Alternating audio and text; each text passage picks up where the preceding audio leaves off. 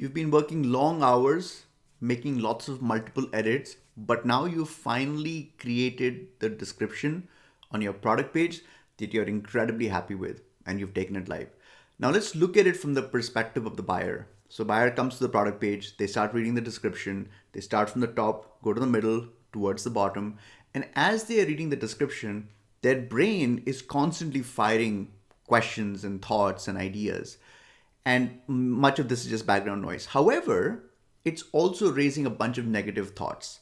The thing is that our brain has been conditioned to not make purchases, and making a purchase is a very risky proposition. So the brain is like constantly throwing up questions and concerns so that our conscious mind is aware of it and we can make sure that those details have been taken care of. So as the reader is going through our description, there's a bunch of negative thoughts that are going through their mind. So as my job as a copywriter, now that I've crafted this wonderful story, is to make sure that I anticipate those negative questions. Why? Because if they get to the bottom of the sales pitch and if they still have negative questions, they are not going to buy from me. Now there are two strategies here. The first strategy is to basically mark, as you're reading the copy, all the negative questions that could appear, and then have a response for each of them, have a explanation for each of them, because there is a good explanation for why your product doesn't have a certain feature, a feature that the buyer would reasonably expect to see in the product, but there's a reason why you chose not to include it. Maybe it's because you wanted to keep the cost down.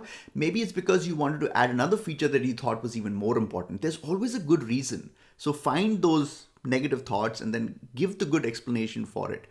But there's a second strategy here, and this is the one that almost no copywriter uses, which is to raise and then address. So the first strategy is to basically address all negative thoughts. The second one is like a Jedi mind trick. You actually preemptively raise a question, a concern that the buyer might have, and then you address it. This is something that a lot of marketers are scared of doing because they're like, look, why would I add a thought in the mind of my reader when they don't have it, because now I'm risking the sale.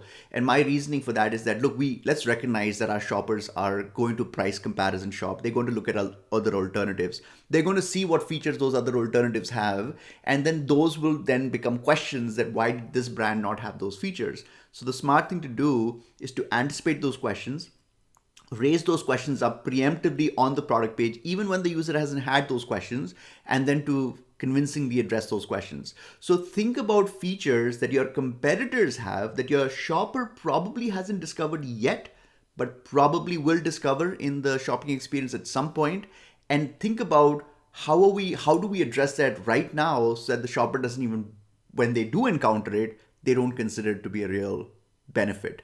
So those are the two strategies. I hope this helps.